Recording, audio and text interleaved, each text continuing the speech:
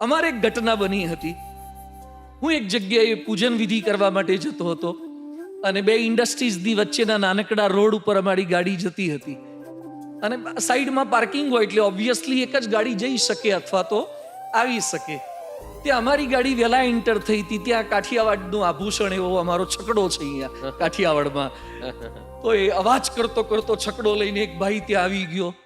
અમારી ગાડીવાળાએ લાઇટ બતાવી, હોર્ન માર્યા, છતાં પણ એ સામે આવી ગયો અને સામે આવીને ઊભો રહી ગયો. ખસે જ નહીં, જગ્યા જ ના આપે. એટલે અમારા ડ્રાઈવરે અને છકડાએ પોતાનું વાહન બંધ કરી દીધું, પલાઠી વાળીને બેસી ગયો. અમારી ગાડીવાળાએ પણ ગાડીનું ઇગ્નિશન બંધ કરી દીધું ને એ પણ શાંતિથી બેસી ગયો. મેં કીધું ભાઈ શું કર્યું?